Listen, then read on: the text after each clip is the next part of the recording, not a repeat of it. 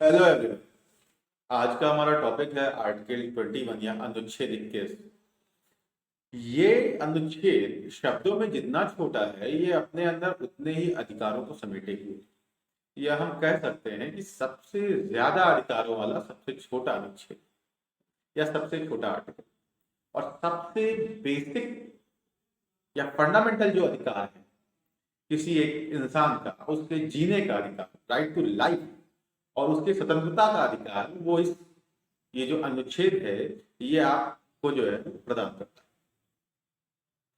इस अनुच्छेद को अगर पढ़ा जाए तो ये अनुच्छेद कहता है कि no person shall be deprived of his life और personal liberty except according to procedure established by law.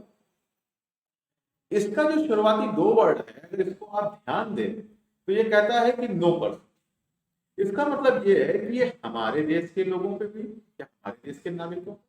या फिर जो विदेशी नागरिक आते हैं उनके ऊपर भी समान रूप से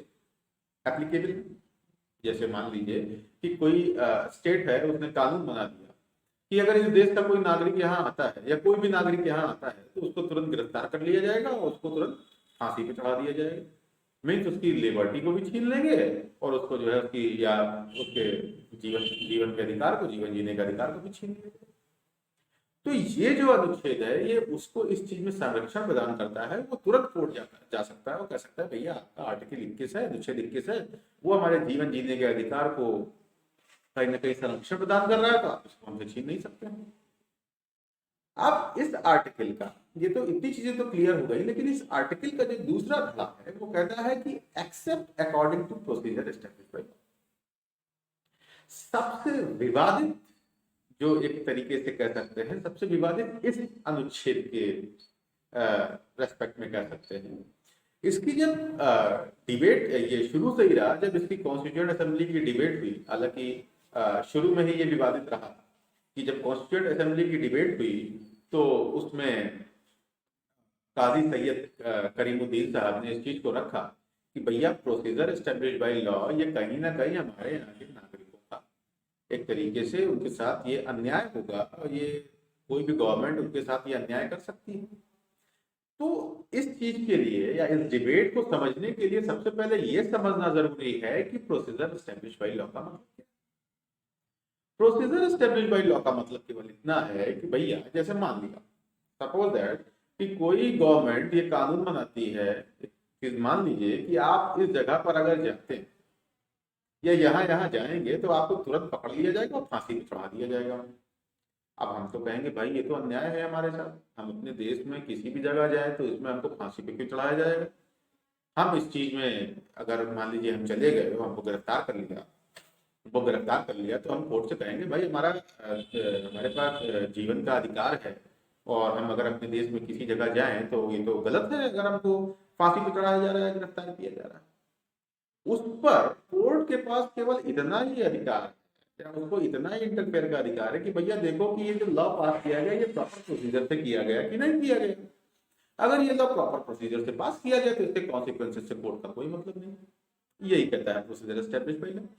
इसका मतलब ये है कि जो एग्जीक्यूटिव का जो एक्शन होगा उस पर ही केवल इसका अधिकार होगा। लेजिस्लेटिव अगर कोई भी लॉ पास कर दे उस पर इसका कोई कोर्ट कोई हस्तक्षेप नहीं कर सकती। इस चीज पे जब 6 दिसंबर को ड्राफ्ट का आर्टिकल 15, जो कि अभी आर्टिकल 21 है, उस समय ड्राफ्ट कॉन्स्टिट्यूशन का आर्टिकल 15 था, उसमें काजी सैयद करीमुद्दीन साहब थे, उन्होंने इस चीज को रखा कि आप प्रोसीजर एस्टेब्लिश बाय लॉ को ड्यू प्रोसेस ऑफ लॉ कर, ड्यू प्रोसेस ऑफ लॉ जो कि कहता है कि भैया ये भी देखो कोर्ट से, ये भी देखो कि ये फेयर जस्ट है कि नहीं है। केवल इसके कॉन्सिक्वेंसेस या फिर ये मत देखिए कि एग्जीक्यूटिव का एक्शन क्या है, ये भी देखिए कि लेजिस्लेटिव क्या इसको जस्ट फेयर तरीके से कर रही है कि नहीं कर रही है। तो उन्होंने कहा कि इसको डी प्रोसेस ऑफ लॉ पे जो है इसको इसमें ला चला जाए, और इसी चीज का समर्थन करते हुए महबूब अली बेग साहब ने कहा कि भैया एक बात और बता दें आपको कि जो ये प्रोसीजर एस्टेब्लिश बाय लॉ है ये जापानीज कॉन्स्टिट्यूशन से लिया गया। महबूब अली बेग साहब ने कहा कि ये जो जापानीज कॉन्स्टिट्यूशन से आप लेकर आए हैं, इसमें भैया अगर ये लेकर आए हो तो बाकी और चीज भी लेकर आओ कि आपको कोर्ट जाने से बाहर नहीं किया जा सकता है, और बाकी जो चीजें थी वहां के आर्टिकल के 34, 35 और आर्टिकल 31, 32 ये जो आप लेकर आए हैं, इसमें साइमल्टेनियसली आप सारे और टॉपिक्स लेकर आइए, जिससे कि प्रॉपरली उस चीज का एक तरीके से उल्लंघन होने से रोका जा सके। क्यों? क्योंकि हो सकता है कि कल को कोई गवर्नमेंट आए, वो कहते कि भैया आप कुछ करेंगे तो आपको गिरफ्तार कर लिया जाएगा, और उसमें आपको कोर्ट के पास जाने का भी अधिकार नहीं है। तो ये कहीं ना कहीं जो है इसका उल्लंघन कर देगा, और इस आर्टिकल को या इस अधिकार को डालने का कोई फायदा ही नहीं होगा, क्योंकि इसको आप बचा ही नहीं पाएंगे, और इससे कोई गवर्नमेंट बाइंड नहीं होगी, क्योंकि वो क्या करेंगे, कानून पास करेंगे और आपको जो है आपकी लाइफ और लिबर्टी को छीन लेंगे। इस पर डॉक्टर बाबा साहब भीमराव अम्बेडकर ने भी एक बात रखी कि भाई देखिए, इसका प्रॉस कॉन्स दोनों रखा, कि इसका एक प्रॉस भी है कि कुछ जजेस जो है वो कैसे एक तरीके से हम अपने लेजिस्लेटिव पे डाउट कर सकते हैं, और कुछ जजेस भी फैसला करते हैं तो वो कहीं ना कहीं उनके सुपीरियर हो जाएंगे। ये सब चीजें निकल के आई। हाल फिलहाल ये चीजें पास हुई कि प्रोसीजर एस्टेब्लिश बाई लॉ, ये चीजें हो गई। लेकिन जब 1950 के बाद ये आया तो इसका हॉरिजॉन इतना बढ़ गया कि इसने अपने अंदर कई सारे अधिकारों का भी एक तरीके से समाहित कर लिया, कई अधिकारों को इसने अपने अंदर समाहित किया। लेकिन शुरुआती तौर पर जब पहला केस आया AK गोपालन का, तो उस केस में साहब जाते हैं और कहते हैं कि प्रिवेंटिव डिटेंशन एक्ट जो जिसके अंतर्गत उनको पकड़ा गया, तो ये लॉ या ये जो चीज है ये फेयर नहीं है, जस्ट नहीं है, और ये आर्बिट्ररली पास करा दी गई है, इसलिए इसको अवॉइड किया जाए। कोर्ट ने कहा भैया ऐसा हम नहीं कर सकते, क्योंकि ये प्रोसीजर एस्टेब्लिश बाय लॉ, उसको इतनी मिली नहीं। कॉन्स्टिट्यूएंट असेंबली की डिबेट में भी ये चीजें रखी गई, पर इस जो एक धारणा थी इसको उलट दिया गया मेनका गांधी के केस। मेनका गांधी के केस में ये जो प्रोसीजर एस्टेब्लिश बाय लॉ है और ड्यू प्रोसेस ऑफ लॉ है, इसकी जो दूरियां हैं इसको खत्म कर दिया गया, और ये प्रोसीजर एस्टेब्लिश बाय लॉ कहीं ना कहीं उस रूलिंग से ड्यू प्रोसेस ऑफ लॉ बन गया। और कोर्ट ने कहा कि भैया अगर कोई कानून आता है तो वो जस्ट फेयर और आर्बिट्ररी नहीं हो, अगर वो आर्बिट्ररी है तो वो वायड होगा। यहां पर ये जो धारणा है प्रोसीजर एस्टेब्लिश बाय लॉ की वो बदली, और ये ड्यू प्रोसेस ऑफ लॉ। अच्छा, उसके बाद एक चीज ये भी निकल के आई कि यहाँ पर अब एग्जीक्यूटिव एक्शन साथ साथ लेजिस्लेटिव एक्शन भी फेयर होना चाहिए, नलिफाइड नहीं होना चाहिए। ऐसा नहीं है कि आर्बिट्ररीली आपने कुछ भी कर दिया और कोई भी कानून ले आए और आपने दूसरे की लाइफ और लिबर्टी को छीन लिया। यहाँ तक की बात आती है, और यहाँ पर ये चीज क्लियर हो जाती है कि ड्यू प्रोसेस ऑफ लॉ क्या। ड्यू प्रोसेस ऑफ लॉ का मतलब ये हुआ कि procedure establish by law, plus जो लॉ है वो आर्बिट्रेरी नहीं होना चाहिए और जस्ट और फेयर होना चाहिए। इसी आर्टिकल के बारे में जस्टिस कृष्णन अय्यर कहते हैं कि ये एक तरीके से प्रोसीजरल मैग्ना कार्टा है, जो कि हमारी लाइफ और लिबर्टी को सिक्योर करता है। अब इसमें कई सारे केस लॉज आए, रूलिंग्स आई, जिसने राइट टू हेल्थ और राइट टू प्राइवेसी पे बात आई। कई सारे कभी राइट टू प्राइवेसी तो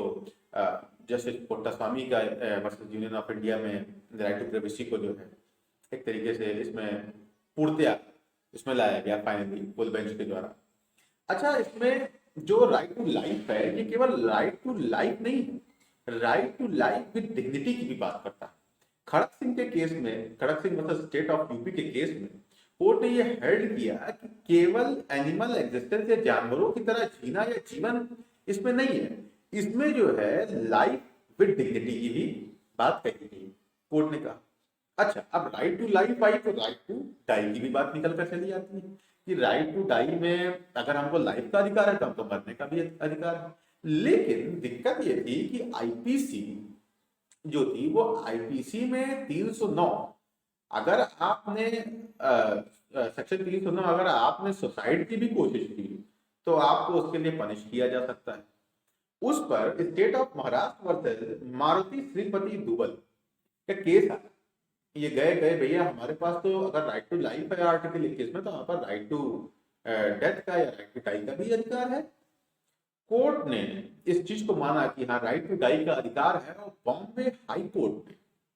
या महाराष्ट्र जो है वहां का हाई कोर्ट है, उन्होंने कहा कि ठीक है, उन्होंने 309 आईपीसी को स्ट्रक डाउन कर दिया। बाद में इसी को साइट करते हुए या कोट करते हुए 2 जजेस की बेंच आई, P Rathinam versus union of India, और कोर्ट ने इसको कोट किया और कहा हाँ भैया राइट टू डाई का आपके पास अधिकार। पर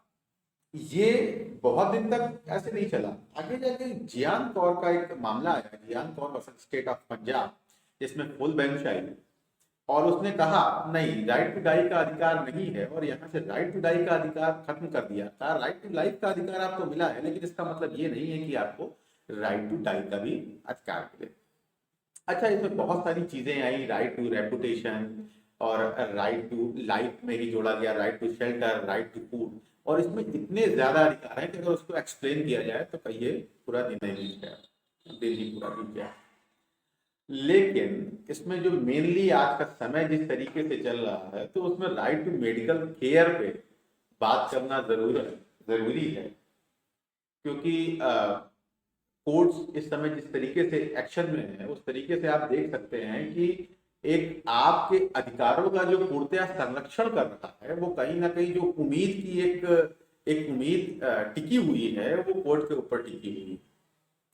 जब ऑक्सीजन सिलेंडर की बात होती है, दवाइयों की बात होती है, तो कोर्ट इसमें आगे आगे खड़ा है और लोगों के लिए उनके अधिकारों को, कि उनकी जीवन का जो एक अधिकार उनको मिला हुआ है संविधान के द्वारा, उसका एक हनन ना हो, और उसका संरक्षण अगर स्टेट प्रॉपरली नहीं कर रहा है तो उसको इन्फोर्स कराया जाए, या उसको प्रॉपरली एक तरीके से इंटरप्रेट किया जाए कि भाई आप ये चीज गलत कर रहे हैं और आपको इस तरीके से चीजों को करना चाहिए। तो राइट टू मेडिकल केयर में जब बात करते हैं, तो उसमें एक केस आता है परमानंद कटारा, यूनियन ऑफ इंडिया, और इस केस में कोर्ट कहती है कि लाइफ की अगर वैल्यू या फिर वैल्यूएबल इतना है, वैल्यूएबल कि अगर एक बार जीवन खत्म हो जाए तो वो वापस नहीं, बस life is lost can not be restored, उसको वापस जो है नहीं लाया जा सकता। इसलिए स्टेट की ये ड्यूटी है, या फिर जो डॉक्टर्स है उनके ऊपर ये ऑब्लिगेशन है कि वो मेडिकल एड प्रोवाइड करें, जिससे कि इंजर्ड को, जिससे कि उसकी जो राइट टू लाइफ है उससे क्यों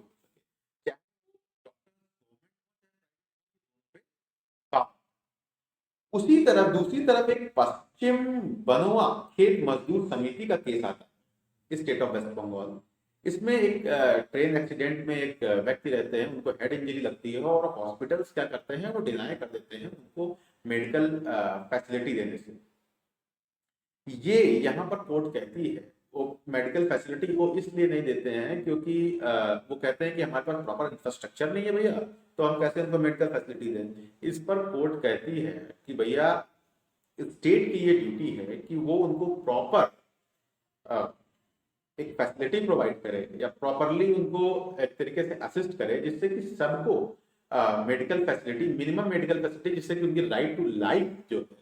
वो ना छीनी जा सके। हालांकि बाद में चीजें थोड़ी सी बदलती हैं और कोर्ट ये भी कहती है कि भैया अगर किसी के पास पैसे नहीं है या चीजें नहीं है, प्रॉपर सोर्सेज नहीं है, तो ऐसा नहीं है कि आपको एक तरीके से एक बहुत ज्यादा फैसिलिटीज या बहुत आप हाई फाई हॉस्पिटल्स में जाएंगे और मान लीजिए कोई एक ऑपरेशन कर रहा है और उसमें इसका खर्च 1 लाख रुपए है, तो ऐसा नहीं है कि वो आपका फ्री में कर दे। तो वहाँ पे कई सारी फाउंडेशन, तो कई सारी चीजें आई, लेकिन बेसिकली ये कहा गया कि राइट टू हेल्थ में, राइट टू लाइफ की चीजें जो है, या राइट टू लाइफ में जो हेल्थ का जितना भी पोर्शन आ सकता है या जितना कोशिश की जा सकती है वेलफेयर के लिए, उतना उसमें होना चाहिए। ये होती है राइट टू लाइफ और लिबर्टी आर्टिकल 21 की ये बात है। हालांकि इसमें और सारे केसेस भी हैं जिसको हम और डिस्कस कर सकते हैं, लेकिन आप इस चीज को देखें कि इसको कितना डिस्कस किया जाना चाहिए, इसको आप कमेंट में बताएं, फिर उसको आगे हम डिस्कस करेंगे अगले वीडियो में। तब तक के लिए थैंक यू।